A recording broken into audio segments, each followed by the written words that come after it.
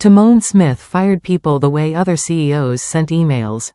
Quick, efficient, without hesitation. The 32-year-old Korean CEO of Apex Corporation had built his reputation on one simple principle: if you couldn't meet his standards, you were gone. 2 minutes late? Fired. Phone call during work hours? Fired. Coffee break that ran 3 minutes over? Fired. His employees didn't just fear him. They were terrified of him. They whispered stories in the break room about the woman he terminated for yawning during a meeting. The man he fired for having a wrinkled shirt. The entire department he gutted in a single afternoon because their quarterly numbers came in 2% below target. At 1:30 a.m. on a Friday night, Timon walked into Apex Corporation's headquarters after 5 days away on a disastrous business trip to Seoul. He was wearing a black suit with a patterned silk shirt and a gold chain at his throat. His Italian leather shoes clicked against the marble lobby floor. His face showed no emotion. He never came to the office this late.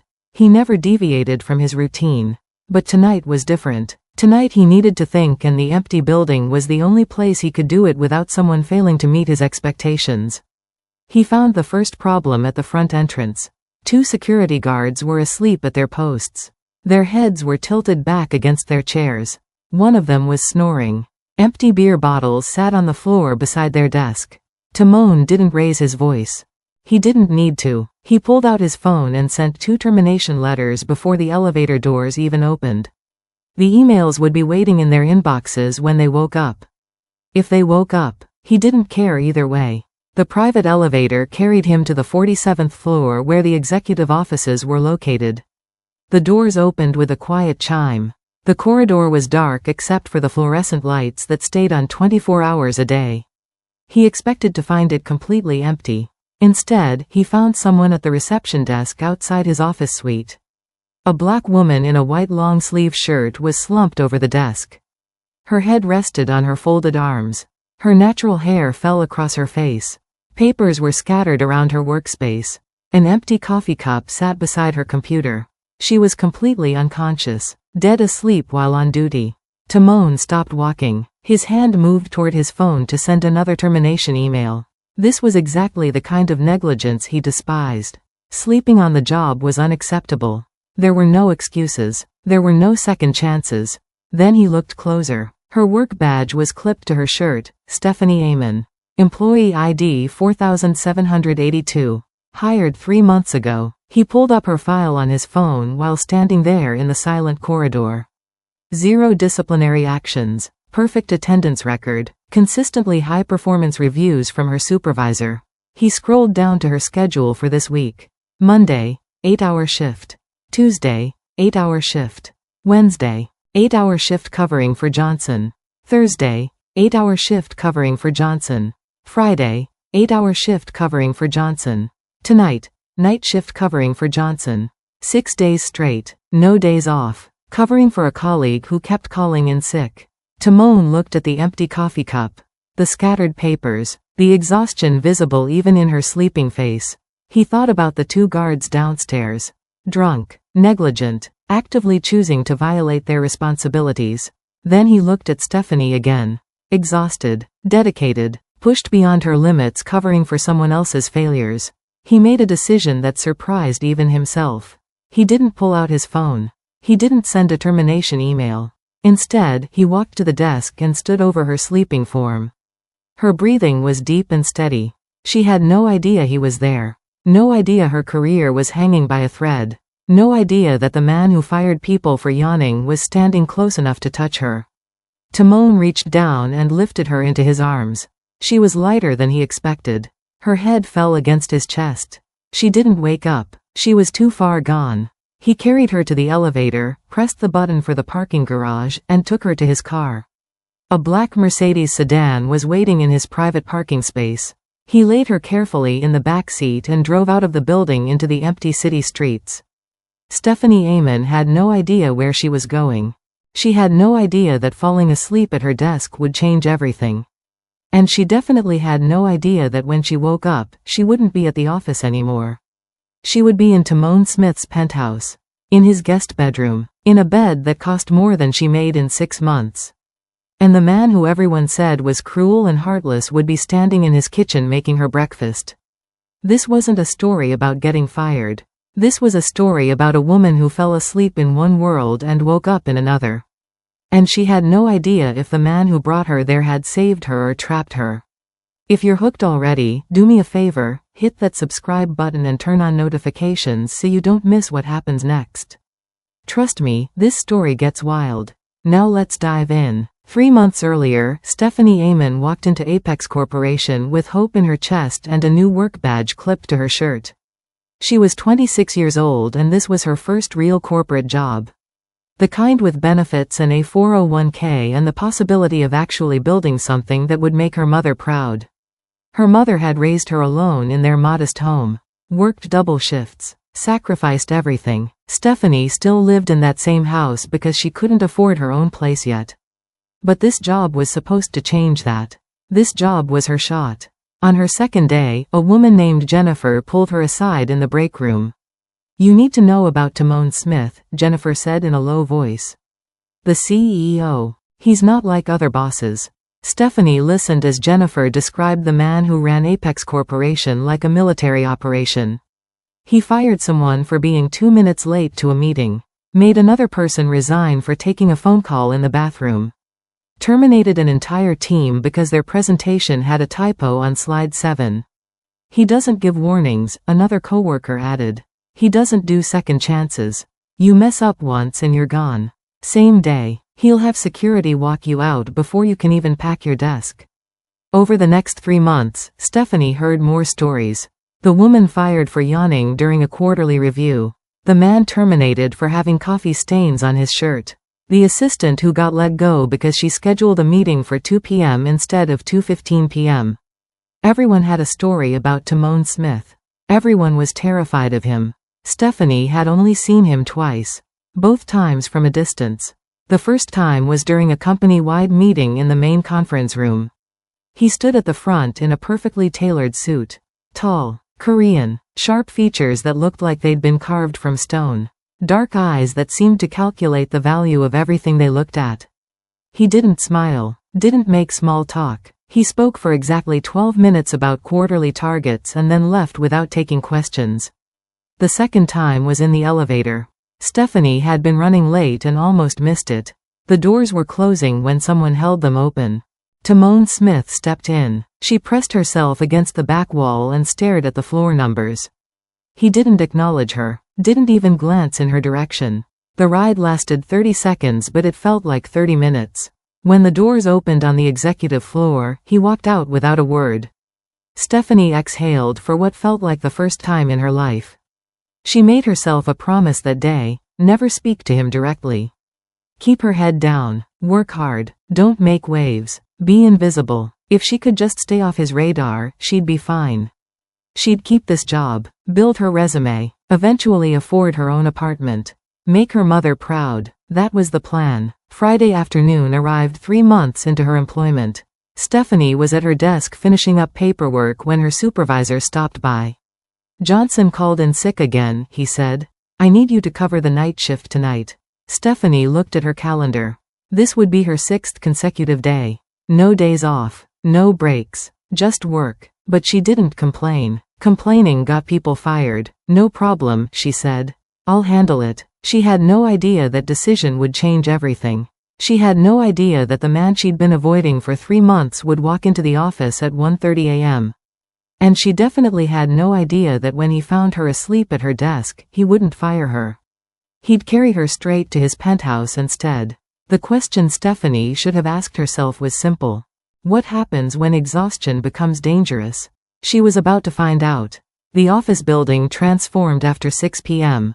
During the day, Apex Corporation buzzed with energy. Phones ringing, keyboards clicking, conversations echoing through the corridors. Hundreds of employees moving between cubicles and conference rooms. But at night, all that life drained away. The building became something else entirely. A tomb made of glass and steel. Fluorescent lights hummed in empty hallways. The heating system groaned through air vents. Stephanie's footsteps echoed against marble floors as she made her rounds. She checked the security monitors at 7 p.m. All clear. Responded to late emails from clients in different time zones. Walked through the deserted corridors on floors 30 through 50. Every office was dark. Every desk was empty. The massive windows that offered stunning city views during the day now just reflected her own lonely figure back at her. By 9 p.m., she'd finished most of her tasks. She sat at the reception desk on the 47th floor and tried to stay focused.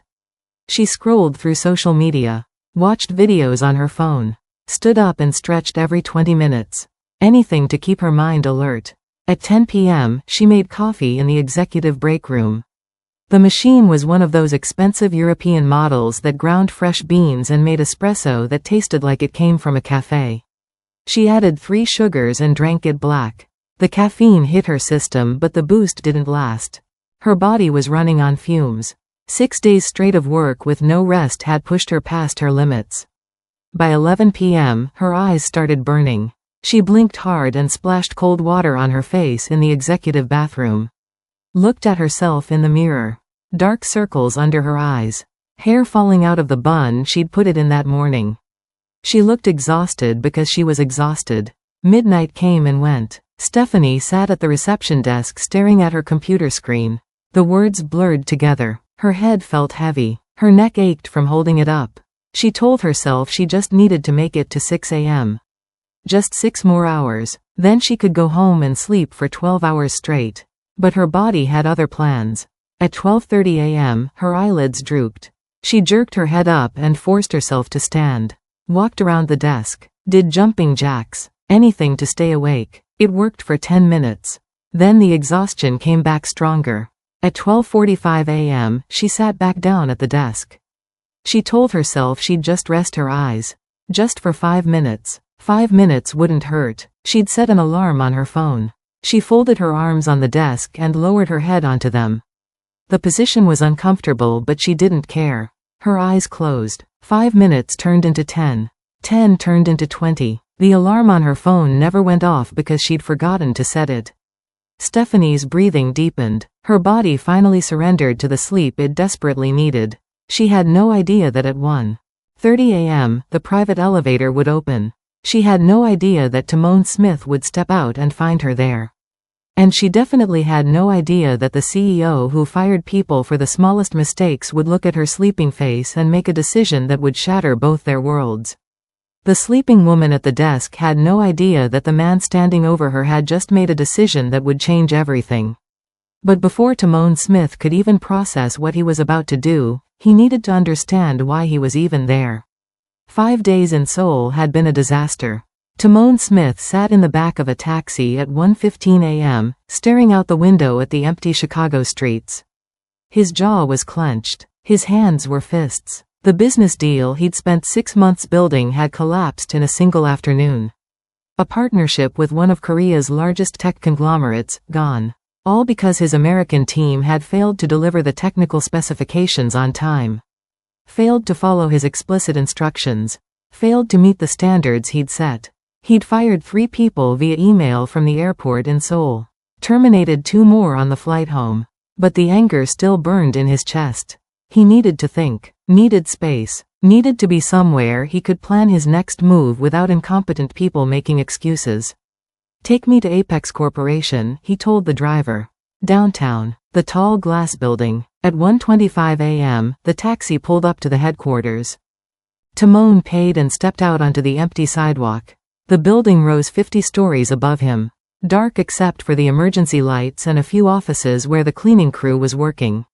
He walked through the main entrance and immediately saw the problem. 2 security guards were supposed to be at the front desk. Instead, they were slumped in their chairs with their heads tilted back. One of them was snoring. The other had drool running down his chin. Empty beer bottles sat on the floor beside their desk. The smell of alcohol hit Timon before he even got close. He didn't raise his voice. Didn't wake them up. Didn't give them a chance to explain. He pulled out his phone and typed 2 emails. Subject line, immediate termination. Effective immediately. He hit send on both before he reached the elevator. They'd find out when they woke up. If they woke up, he didn't care. The private elevator carried him to the 47th floor. The doors opened with a quiet chime. The corridor was dark and silent. Exactly what he needed. He started walking toward his office suite. Then he stopped. Someone was at the reception desk. A woman in a white long-sleeve shirt. Her head was down on her folded arms. Her natural hair fell across her face. Papers were scattered around her workspace. An empty coffee cup sat beside her computer. She was completely asleep. Timon's hand moved toward his phone automatically. This was unacceptable. Sleeping on duty was grounds for immediate termination. No warnings. No second chances. His finger hovered over the email icon. Then something made him pause. He looked closer at her face. Peaceful. Exhausted. There was something about the way she was sleeping, not lazy or careless, but like her body had simply given up the fight. He stepped closer and read her badge, Stephanie Amon. Employee ID 4782. He pulled up her employee file on his phone. The data loaded quickly. Stephanie Amon, age 26, hired 3 months ago. Department. Operations support. 0 disciplinary actions. Perfect attendance record. Performance reviews from her supervisor, reliable. Hardworking. Goes above and beyond. He scrolled down to her schedule. That's when he saw it. Monday through Friday. Standard 8-hour shifts. But then the notes section showed coverage assignments. Wednesday. Covering for Johnson. Thursday. Covering for Johnson. Friday. Covering for Johnson. Tonight. Night shift covering for Johnson. 6 consecutive days. No breaks. No days off. Timon looked at the empty coffee cup again. The scattered papers. The way her shoulders curved forward even in sleep. He thought about the 2 guards downstairs. Drunk. Negligent. Choosing to violate their responsibilities. Then he looked at Stephanie again. Pushed beyond her limits. Covering for someone else's repeated failures. Dedicated to the point of collapse. He made a decision that surprised even himself. He didn't send a termination email. Instead, he stepped forward and carefully lifted her into his arms. She was lighter than he expected. Her head fell against his chest. She didn't wake up, didn't stir, just kept breathing deeply. Timon carried her to the elevator and pressed the button for the parking garage. What he was about to do made no logical sense. But watching her sleep in his arms, he realized something. She reminded him of why he'd built this company in the first place.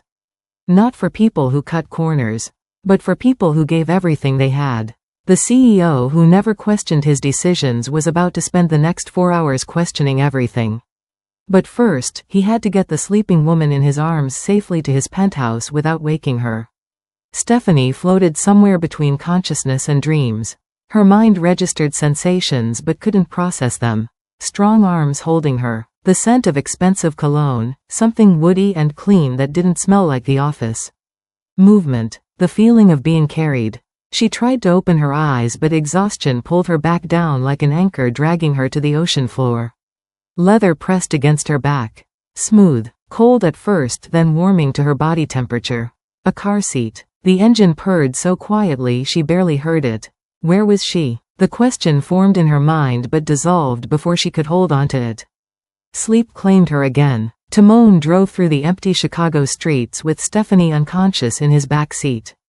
He glanced at her in the rearview mirror. Her face was peaceful, unguarded. She had no idea where she was or who was driving her.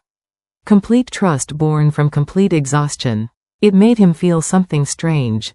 Protective? Responsible? He didn't analyze it. He just drove. His penthouse was in a building 3 blocks from Apex Corporation.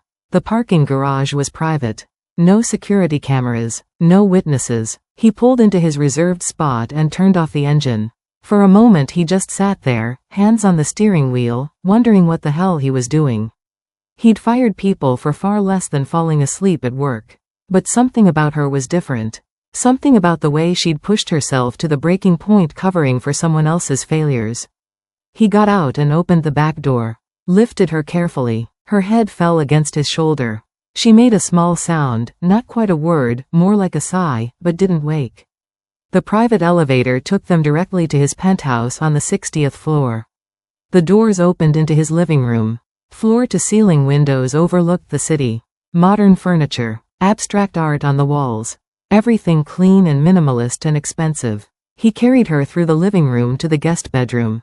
The bed was already made with high thread count sheets that probably cost more than her monthly rent. Timon laid her down gently. She shifted slightly but didn't open her eyes. He removed her shoes and placed them neatly beside the bed. Pulled a blanket over her. She curled onto her side, one hand tucked under her cheek. Her natural hair spread across the white pillowcase. He stood there for a moment just watching her sleep. There was something about her face without the mask of professionalism. Innocent, vulnerable, trusting. It made him feel something he hadn't felt in years. Something dangerous. Something that made his carefully controlled world feel suddenly unstable. He backed out of the room and closed the door quietly. Walked to his living room and stood at the windows. The city spread out below him. Lights flickering in buildings where other people were sleeping or working or living their lives. He loosened his tie and pulled out his phone. Checked the time, 2:17 a.m. What was he doing? He'd brought an employee to his home. Not just any employee, someone he'd never even spoken to. Someone who had no idea where she was or why she was there. When she woke up, she'd be terrified. She'd think he was going to fire her. Or worse, he should have just sent her home in a car. Should have called her an Uber and let her sleep in her own bed. That would have been the professional thing to do. The smart thing. But instead he'd brought her here. To his private space. The place no employee had ever seen. Timon poured himself a glass of whiskey and sat on his leather couch. Stared at the closed guest bedroom door. He told himself he'd done it because she needed rest and he didn't trust rideshare drivers with unconscious passengers. That was logical. That made sense. But somewhere deep down, he knew there was another reason. Something about finding her asleep at that desk had cracked something open inside him. Something he'd kept locked away for years. Dawn began to break through the floor-to-ceiling windows. Pink and orange light spread across the sky. Timon hadn't slept. He'd just been sitting there thinking. Waiting. Wondering what would happen when Stephanie Amon opened her eyes and realized she was in the Korean CEO's penthouse. He had no idea how to explain this. He had no idea what she'd think. But in a few hours, he was about to find out. Before we see what happens when Stephanie wakes up, make sure you're subscribed and hit that notification bell. You do not want to miss the next chapters. Now let's see how this plays out. The woman who fell asleep at her desk was about to wake up in a place that would make her question everything. And the scream that came next would echo through the entire penthouse. Sunlight streamed through windows Stephanie didn't recognize. Warm, bright, wrong. Her eyes opened slowly. She blinked against the light and saw a ceiling that wasn't hers. White, modern, expensive-looking fixtures. She sat up fast and her heart started pounding. The bed beneath her was impossibly soft. The sheets had a thread count she couldn't even imagine affording. The room around her looked like something from an interior design magazine. Abstract art on the walls. Designer furniture. Floor-to-ceiling windows with a view of downtown Chicago from what had to be at least 50 stories up. Where the hell was she? Stephanie threw off the blanket and looked down at herself. She was still wearing her white long-sleeve shirt from work. Still wearing her work pants. But her shoes were gone. She looked to the side and saw them placed neatly beside the bed. Someone had removed her shoes. Someone had tucked her into this bed. Someone had brought her to this place. Terror seized her chest. Oh God, oh God, oh God, oh God. What happened? The last thing she remembered was sitting at the reception desk, resting her eyes for just 5 minutes. And now she was here. In a stranger's home. In a stranger's bed. She scrambled out of the bed and rushed to the door. Yanked it open. Found herself in a hallway that led to an even more massive living space. The penthouse was enormous. Modern furniture. More abstract art. Windows everywhere showing the city spread out below. This wasn't just expensive. This was billionaire-level wealth. Stephanie's mind raced through possibilities. Had she been kidnapped? Drugged? Was she about to be killed? She needed to run. Needed to find an exit. Needed to. A figure emerged from what looked like a kitchen area. Tall. Korean. Dressed in black slacks and a fitted t-shirt. Holding a coffee mug. Dark hair perfectly styled. Sharp features. Eyes that she recognized immediately. Timon Smith. The scream tore out of Stephanie's throat before she could stop it. Raw. Terrified. She stumbled backward and her legs gave out. She dropped to her knees on the expensive hardwood floor. Tears started streaming down her face. Mr. Smith, I'm so sorry. The words came out in a rush between sobs. Please, I didn't mean to fall asleep. I know I messed up. I know I shouldn't have." She couldn't breathe. Couldn't think. Her entire body was shaking. "Please don't fire me. Please. I'll do anything. I'll work double shifts. I'll take a pay cut. Stephanie." His voice cut through her panic. Firm. Controlled. Not harsh but commanding enough to make her stop mid-sentence. She couldn't look at him. Couldn't meet those eyes that had witnessed her failure. She kept her head down, still on her knees, waiting for him to tell her she was fired. Waiting for him to tell her to get out. Waiting for her entire future to collapse. "I said get up." There was something in his voice. Not anger. Not the cold dismissal she'd expected. Something else. Concern? That couldn't be right. "Get up," he repeated. "And go eat. The dining room is through there." He gestured toward an open space where she could see a table set for two. Stephanie slowly raised her head. Confusion replacing fear. "Eat? Breakfast? I don't keep people in my home without feeding them." He turned and walked toward the dining area like this was completely normal. Like finding his employee in his guest bedroom was something that happened every day. Stephanie stood on trembling legs. She had no idea what was happening. No idea why she was here. No idea why the CEO who fired people for yawning was telling her to eat breakfast instead of firing her. But she followed him because what else could she do? The dining table was set with food that looked like it came from a five-star restaurant. Fresh fruit, pastries, eggs Benedict, smoked salmon, freshly squeezed orange juice, two place settings across from each other. She sat down in the chair he indicated. Her hands were still shaking. Timon sat across from her and calmly picked up his fork. Started eating like this was a normal Saturday morning. Like he hadn't just terrified his employee half to death. The silence between them was suffocating. Stephanie stared at the food in front of her but couldn't bring herself to touch it. Her stomach was twisted in knots.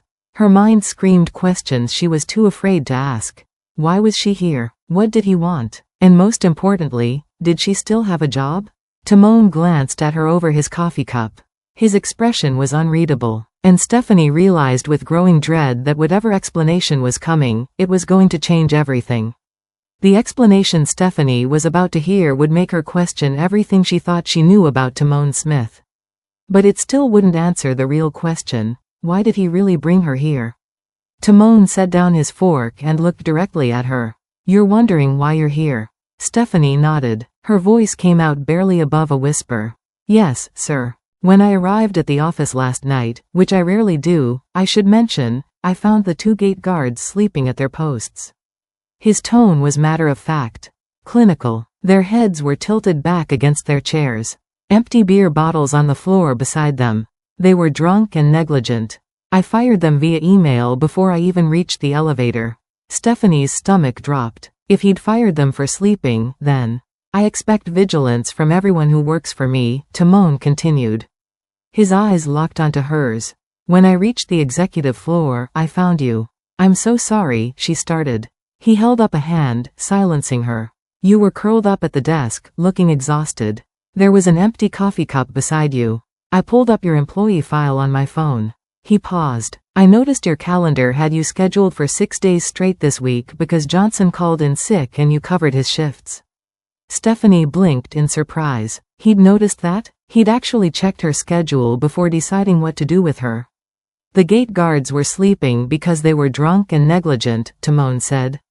"You were sleeping because you've been working yourself to exhaustion to cover for an incompetent colleague." He leaned back in his chair. "There's a difference. I don't punish dedication, Stephanie. I reward it." The words didn't make sense.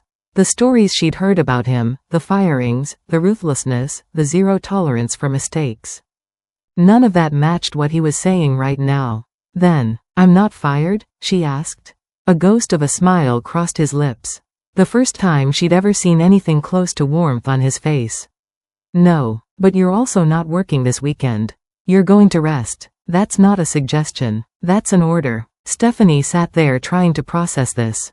The cruel tyrant from all the breakroom stories was sitting across from her being reasonable? Protective? It didn't fit. None of this fit. She gathered her courage and asked the question that had been burning in her mind since she woke up. "Why did you bring me here instead of just sending me home?" Timon's expression shifted slightly. became more guarded. Because you looked like you needed somewhere safe to sleep, and I don't trust Uber drivers with unconscious passengers. It was logical. It made sense. But Stephanie could tell there was more he wasn't saying.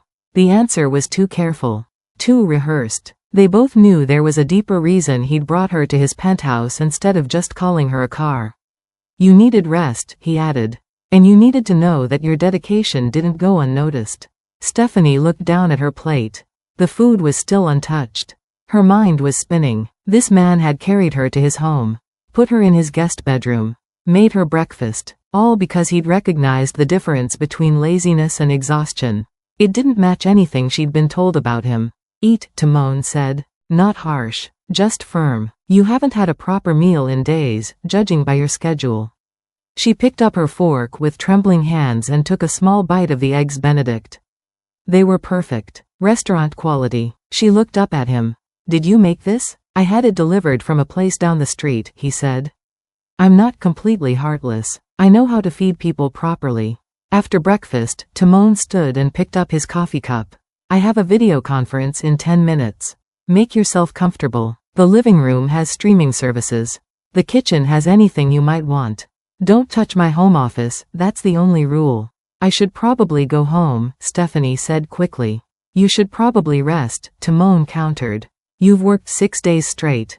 Take the day. I'll have a car take you home this evening. Before she could respond, he walked away toward a hallway that led to what must be his home office. Stephanie sat alone at the breakfast table in a penthouse that probably cost more than she'd make in her entire lifetime. The CEO, who everyone said was cruel and heartless, had just told her to rest. Had just acknowledged her hard work. Had just made sure she was fed. And she had absolutely no idea what to do with any of it. She had no idea what his real motives were. And she definitely had no idea what would happen when the video conference ended and he came back out of that office. What Stephanie didn't know was that the Mafia boss watching her through his office security cameras was about to cross a line he'd never crossed before. And once he did, there would be no going back. Alone in the vast penthouse, Stephanie couldn't sit still. The living room was too big, too quiet, too expensive. She perched on the edge of the leather couch for exactly 3 minutes before guilt started eating at her. Her mother had raised her better than this. You don't sit idle in someone else's home. You don't take without giving. Especially not in your boss's home. Especially not when that boss was the Mafia boss who could destroy your entire future with a single phone call. She walked back to the dining room and started clearing the breakfast dishes. Carried them to the kitchen. The space was immaculate. Professional-grade appliances, marble countertops, everything gleaming and perfect. She found dish soap under the sink and started washing. The warm water felt good on her hands. The repetitive motion calmed her racing thoughts. After the dishes, she noticed the counters could use a wipe down. There was a spot of dried coffee near the espresso machine. She found a cloth and cleaned it. Then she saw dust on one of the shelves. Just a little bit, barely noticeable, but once she saw it, she couldn't ignore it. Cleaning was familiar, comforting. It gave her hands something to do while her mind tried to process everything that had happened. She was in the Mafia boss's penthouse. The man who fired people for breathing wrong had brought her here. Had fed her, had told her to rest. None of it made sense. She was deep in scrubbing the kitchen counter when she didn't hear him approach. Didn't hear his footsteps on the hardwood floor. Didn't hear anything until suddenly his hands were on her waist. Stephanie froze. Strong hands gripped her waist from behind and pulled her back against a firm chest. The air left her lungs. Her entire body went rigid. You don't need to clean my house. His voice was in her ear. Lower than she'd ever heard it. Almost a whisper but not quite. His breath was warm against her neck. His hands tightened on her waist. She could feel every inch of him pressed against her back. The hardness of his chest. The strength in his arms. And something else. Something unmistakably hard pressing against her lower back. But I appreciate the gesture, Timon murmured. His lips were so close to her ear she could feel them move when he spoke. You have a beautiful body, Stephanie. Has anyone ever told you that? Stephanie's mind went completely blank. This wasn't appropriate. This was her boss. The Mafia boss. The man who controlled her entire career. She should pull away. Should run. Should tell him to stop. But her body betrayed her. Her pulse quickened. Her breath caught in her throat. Heat spread through her chest and lower. Mr. Smith, she stammered. Timon, he corrected. His voice was still that low rumble that made her knees weak. When we're not at the office, you can call me Timon. She could feel everything. His hands on her waist. His chest against her back. The hardness pressing against her that made her cheeks burn with embarrassment and something else. Something dangerous. Something that made her want to lean back into him instead of pulling away. Then, as suddenly as he'd grabbed her, he released her. His hands left her waist. The warmth of his body disappeared from her back. Stephanie stumbled slightly and caught herself on the counter. She was breathless, confused, her heart pounding so hard she could hear it in her ears. She turned around, but he was already walking away, his back to her, moving down the hallway toward his office like nothing had just happened. Like he hadn't just grabbed his employee and told her she had a beautiful body. Like he hadn't just pressed himself against her in a way that left absolutely no doubt about his physical reaction to her. Stephanie stood in the kitchen, her hands gripping the counter for support. What the hell just happened? Was this appropriate? Was she supposed to report this? Was she supposed to be terrified or flattered or both? Her body was still tingling where he'd touched her. Her lower back still felt the ghost of that hardness pressed against her. And the worst part, the part that scared her most, was that she hadn't wanted him to stop. Her body had responded to his touch in ways that made her ashamed and confused and desperately curious about what would happen next. The Mafia boss had just crossed a line with her. And God help her, she wanted to know where that line led. The question Stephanie should have been asking herself was simple. When does watching become wanting? She was about to find out the answer. The rest of Saturday passed in awkward silence.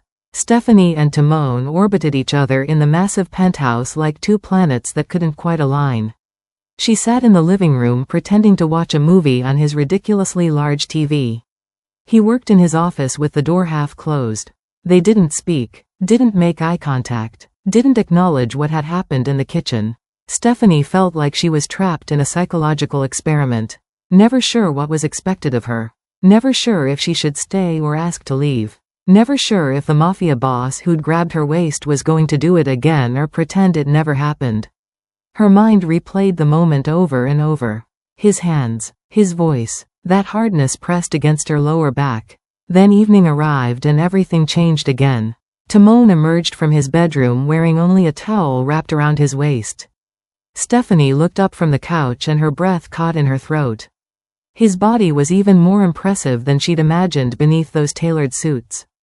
Defined abs, strong shoulders, broad chest, and tattoos. Elegant Korean script that snaked across his ribs in black ink. He walked past her like parading around half naked was completely normal. I'm going for a swim, he announced casually. Like this was just another Saturday evening. You're welcome to join me. Stephanie's brain short-circuited. Join him? In a pool? While he was wearing only a towel? I don't have a swimsuit, she stammered. I have extras. He gestured toward a closet near the guest bedroom. My sister leaves things here when she visits. Should be something that fits you. His sister. The words should have been reassuring. Instead they made Stephanie wonder. How many other women had worn his sister's swimsuits? How many other women had been in this penthouse? How many had watched the Mafia boss walk around in nothing but a towel? The jealousy that flashed through her chest was irrational. Unwanted. Dangerous. But no pressure, Timon added. He was already heading toward the door that led to the rooftop. You can watch if you prefer. Watch? Who says something like that? I think I'll just stay here, Stephanie said quickly. He shrugged and disappeared through the door. Stephanie sat frozen on the couch for exactly 30 seconds. Then, like her body was being controlled by someone else, she stood and walked to the floor-to-ceiling windows that overlooked the rooftop pool. The pool glowed blue in the evening darkness. Steam rose from the heated water. And then Timon appeared, still wearing the towel until he reached the edge. He dropped it without hesitation and dove in. Stephanie's eyes went wide. She'd just seen the Mafia boss completely naked for a split second before he disappeared under the water. He surfaced and started swimming laps. His movements were powerful, controlled. Each stroke cut through the water with practiced ease. The moonlight reflected off the surface, creating patterns that danced across his skin when he came up for air. Stephanie told herself to look away. Told herself to go back to the couch. Told herself this was inappropriate and weird and she should definitely not be standing here watching her boss swim. But she couldn't move, couldn't look away. 30 minutes passed, then 40. The way he moved through the water, so free, so unguarded, so different from the cold Mafia boss who terrorized employees, it was intoxicating. She watched him float on his back, staring up at the stars. Watched him dive under and stay submerged for what felt like forever. Watched the water stream down his chest when he pulled himself up to sit on the edge. Before she could talk herself out of it, Stephanie walked to the closet he'd mentioned. Found a simple black one-piece swimsuit that looked like it would fit. Held it in her hands and stared at it for a full minute. This was insane. This was her boss. The Mafia boss who'd grabbed her waist and told her she had a beautiful body. The man who could fire her on Monday if he wanted to. The man who held all the power while she had none. But her hands were already pulling off her clothes. Already slipping into the swimsuit.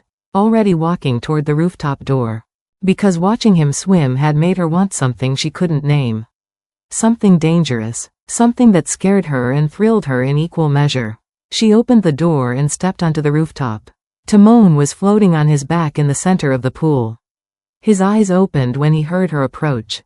And the smile that crossed his face made Stephanie realize she'd just made a choice that would change everything. This is where things get really intense. If you're not subscribed yet, do it now because the next few chapters are going to blow your mind. Hit that like button and let's keep going. The moment Stephanie stepped into that pool, she crossed a line she could never uncross. And the Mafia boss waiting for her in the water knew it. Stephanie walked to the edge of the rooftop pool in the black one-piece swimsuit that fit surprisingly well. Too well, like it had been waiting for her. The night air was cool against her skin. The city lights spread out below them like a blanket of stars brought down to earth. Steam rose from the heated water. Timon was floating on his back in the center of the pool. His eyes were closed, his body completely relaxed in a way she'd never seen him before. Then his eyes opened as she dipped her toe into the water. He didn't sit up, didn't move, just watched her. Changed your mind? He asked. That hint of amusement in his voice that she was learning to recognize. The same tone he'd used in the kitchen before he'd grabbed her waist. Stephanie searched for words that wouldn't make her sound desperate.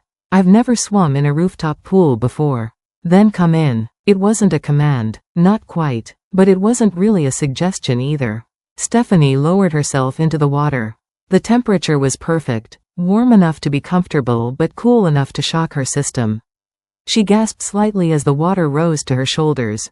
Timon was still floating several feet away, watching her with those dark eyes that seemed to see everything. Then he stopped floating. His body shifted vertical in the water. He swam closer with movements that were predatory yet somehow gentle. Like a shark that had decided not to attack. Yet, they treaded water just feet apart. Close enough that Stephanie could see the water droplets clinging to his eyelashes. Close enough that if she reached out, she could touch him.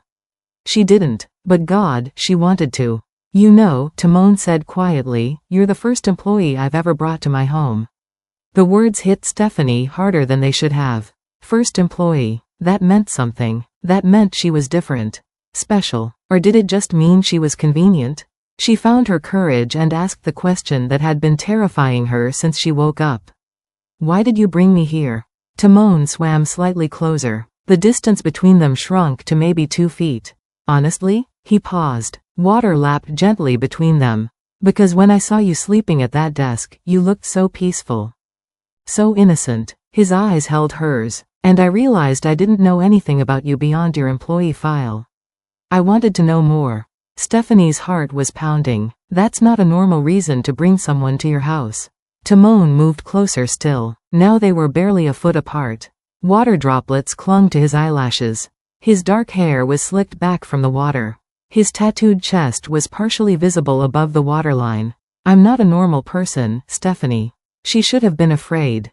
Should have been thinking about power dynamics and inappropriate workplace behavior and all the reasons this was wrong. But all she could think about was how badly she wanted to close that last foot of distance between them. The mafia boss who fires people for being late, she whispered, doesn't usually care about knowing his employees better. Maybe I'm tired of being the mafia boss, Timon said. His voice was quiet, honest in a way that felt dangerous.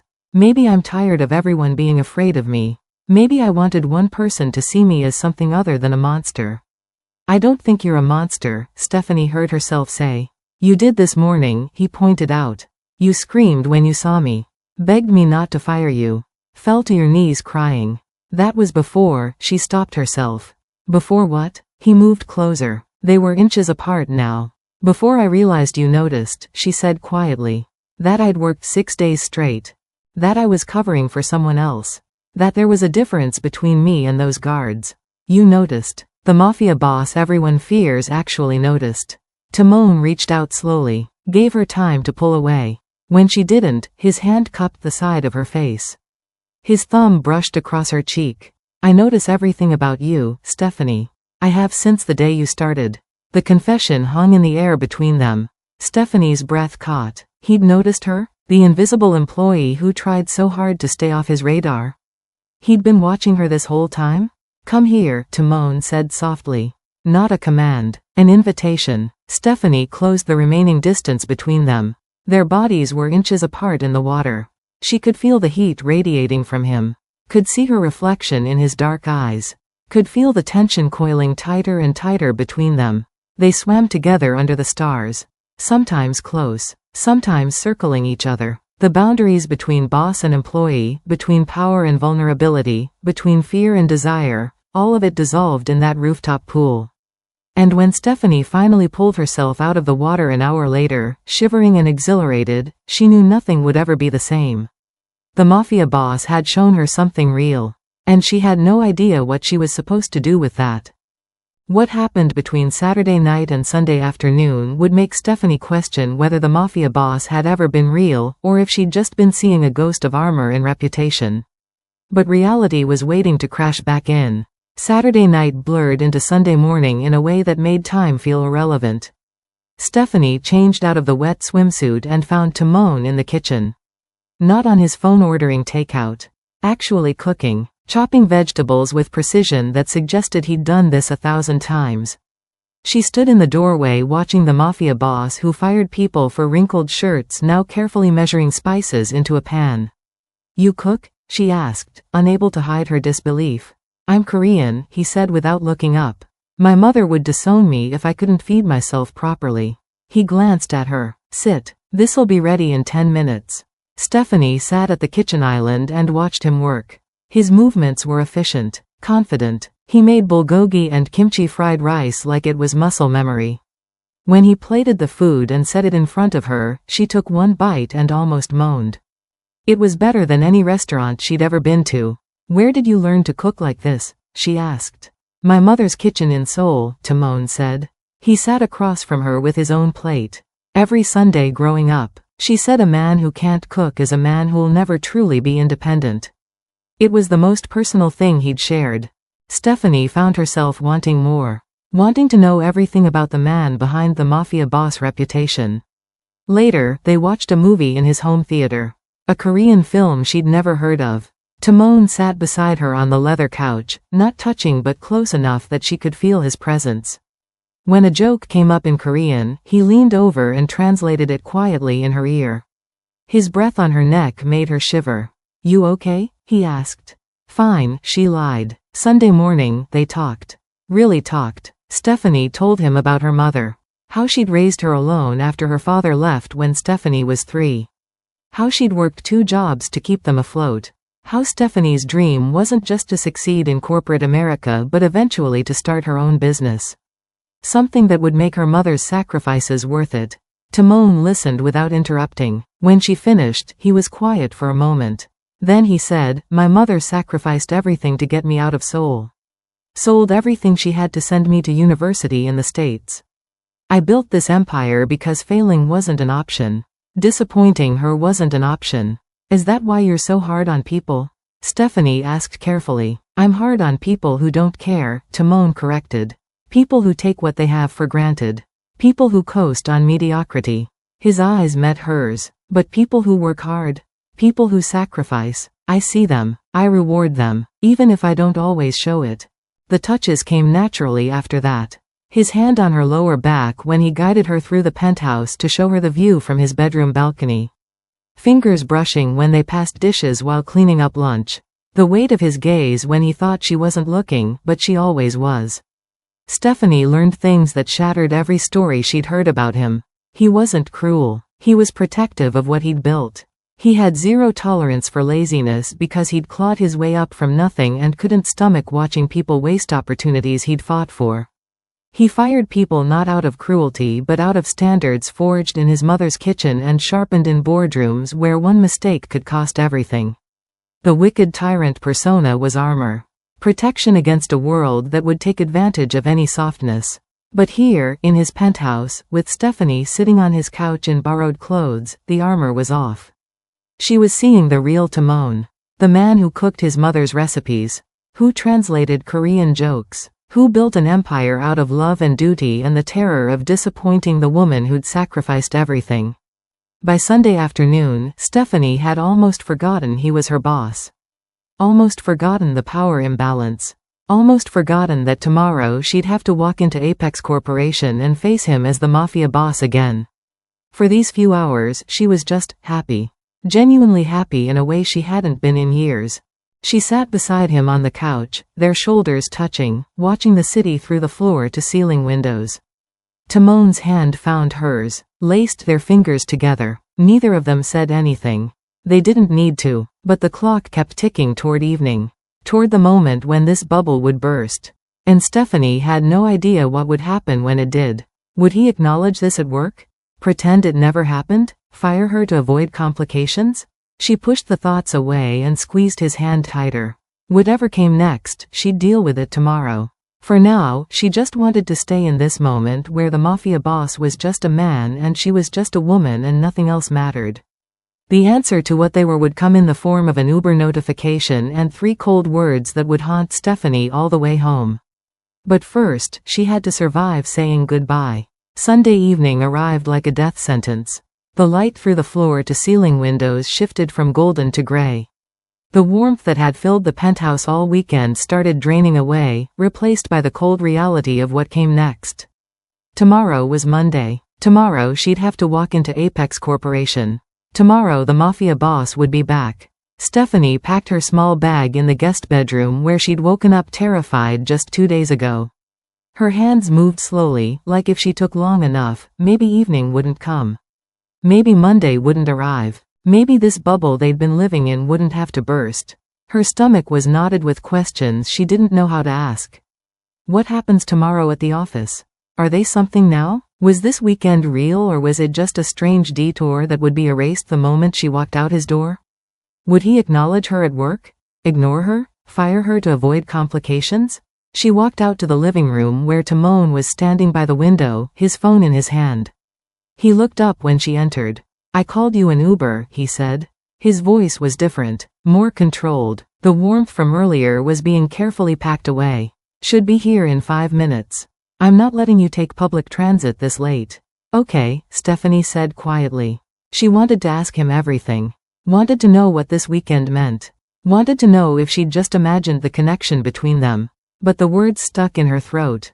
They stood at his door, 5 feet apart, the space between them loaded with everything unsaid. Stephanie gripped the strap of her bag. Timon's hands were in his pockets. He looked like the Mafia boss again. Composed. Unreadable. The man who'd cooked for her and held her hand seemed like a dream. I'll see you at the office tomorrow, Timon said. The words were like ice water.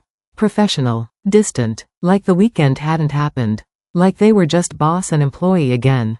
Yes, sir, Stephanie replied automatically. The formal title felt wrong in her mouth after 2 days of calling him Timon. It tasted like ash. She turned toward the door. Her hand reached for the handle. This was it. Whatever they'd been was over. Stephanie. His voice stopped her. She turned back. Timon had stepped closer. He caught her wrist gently before she could pull away. Thank you for this weekend. She was confused. Thank you? For what? You saved me from getting fired. For reminding me that there's more to life than balance sheets and efficiency reports. His dark eyes held hers. For a moment, the armor cracked and she saw the man from the pool again. The man who'd translated Korean jokes and cooked bulgogi and admitted he was lonely at the top. For seeing me as something other than the Mafia boss. Then he released her wrist and the armor snapped back into place. His expression became unreadable again. Professional. Cold. Now go home. Rest. And don't work yourself into exhaustion again. The Uber notification chimed on Stephanie's phone. She looked down at it. Black sedan. 3 minutes away. When she looked back up, Timon had already stepped back. Creating distance. Rebuilding the walls between them. Good night, Mr. Smith, she whispered. Good night, Stephanie. She walked out the door and rode the elevator down alone. The black sedan was waiting in front of the building. She climbed in the back seat and gave the driver her address. As the car pulled away from the curb, she turned and looked back at the building. 60 stories of glass and steel. The penthouse at the top where the Mafia boss stood behind those floor-to-ceiling windows. Watching her leave. Or maybe he'd already walked away. Maybe he was already back to being the man who fired people for yawning. The romantic haze that had wrapped around her all weekend evaporated. Cold reality rushed in to fill the space. She'd spent 2 days in her boss's home. Swam in his pool. Held his hand. Learned his secrets. And now she was being sent home in an Uber like a business transaction being closed. No kiss goodbye. No, I'll call you. No acknowledgement of what they might be. Just I'll see you at the office tomorrow, like she was an employee he'd kept overtime. Stephanie stared out the window as the city blurred past. The way he'd touched her suggested desire. The way he'd talked to her suggested genuine interest. But the way he'd sent her home suggested maybe she'd just been a weekend distraction for a bored billionaire who controlled her entire future with a single email. Was any of it real? Did he feel what she felt? Or was she just convenient, a woman already in his space, unable to say no to her boss, useful for filling an empty weekend? The questions circled in her mind like vultures. When she arrived home, her mother took one look at her face and asked, "Baby, are you okay?" Stephanie opened her mouth to answer. But she had no idea what to say. Was she okay? Had she just experienced the most romantic weekend of her life? Or had she just been used by a powerful man who could destroy her career with a single word? I don't know, Mom, she whispered. I honestly don't know. We've reached the end of this chapter, but trust me, this story is far from over. If you want to know what happens when Stephanie walks into that office on Monday, you need to subscribe and hit that notification bell. Drop a comment telling me what you think. Did the Mafia boss use her or does he really care? Let's get into this final chapter. The question that would torment Stephanie for the rest of the night was simple. Had she just fallen in love or had she just been played? By the time the Uber dropped her off, she still didn't have an answer. The Uber ride was torture. 23 minutes of sitting in the back seat while her mind replayed every single moment of the weekend on an endless loop. His hands grabbing her waist in the kitchen. His voice in her ear telling her she had a beautiful body. The hardness pressed against her lower back that left no doubt about his desire. Then the pool. The way he'd swum closer with those predatory movements. The confession that she was the first employee he'd ever brought to his home. Water droplets clinging to his eyelashes when he'd said, "I'm not a normal person, Stephanie." The way her name sounded in his mouth, like something precious. The cooking. Him standing in his kitchen making bulgogi and kimchi fried rice while telling her about his mother in Seoul. The touches that felt so natural, his hand on her lower back, fingers brushing when passing dishes, the weight of his gaze when he thought she wasn't looking but she always was. All of it had felt genuine. All of it had felt real. Like maybe the Mafia boss had let down his armor and shown her something true. Like maybe she was special. Like maybe this weekend meant something. But then came the dismissal. Clinical. Professional. Cold. Calling an Uber like he was closing a business transaction. No kiss goodbye even though they'd held hands on his couch. No, I'll call you, even though he'd confessed she reminded him there was more to life than balance sheets. No acknowledgement of what they might be even though he'd grabbed her waist and told her she was beautiful. Just I'll see you at the office tomorrow, like she was an employee he'd sent home after overtime. Like the weekend had been a detour that was now over. Like Monday would erase everything that happened between Friday night and Sunday evening. The way he'd touched her suggested desire. The way he'd talked to her suggested genuine interest. The way he'd opened up about his mother and his loneliness at the top suggested real connection. But the way he'd sent her home suggested maybe she'd just been a convenient weekend distraction for a bored billionaire. The questions spiraled in her mind, each one darker than the last. Was any of it real? Did he feel the connection she felt, or was she just the woman who happened to be sleeping at his desk when he needed company? Was she special, or was she just convenient, already in his space, unable to say no to her boss, useful for filling empty hours? And the worst question, the one that made her stomach turn, could she have said no? When he grabbed her waist, could she have pulled away? When he invited her to swim, could she have refused? When he held her hand on the couch, could she have withdrawn? Or was every choice she made colored by the fact that he held her entire career in his hands? Did she want him because she actually wanted him? Or because he was the mafia boss and saying no wasn't really an option when your livelihood depended on his approval? The Uber pulled up to her modest home. The contrast hit her hard. His penthouse with floor-to-ceiling windows and rooftop pools versus her mother's small house in a neighborhood where the paint was peeling and the streetlights flickered. His world versus hers. His power versus her vulnerability. Stephanie walked up the front steps with her small bag. Unlocked the door. Her mother was in the living room watching TV. She looked up when Stephanie entered and her face immediately shifted to concern. "Baby, are you okay?" her mother asked, standing up. Stephanie opened her mouth to answer. What was she supposed to say? That she'd spent the weekend at her boss's penthouse? That the mafia boss who everyone feared had cooked for her and held her hand and told her she was the first employee he'd ever brought home? That she had no idea if it was real or if she'd just been used? "I don't know, Mom," Stephanie whispered. Her voice cracked. "I honestly don't know." Her mother pulled her into a hug. Stephanie stood there in her mother's arms, staring at nothing, her mind a war zone of conflicting thoughts and feelings.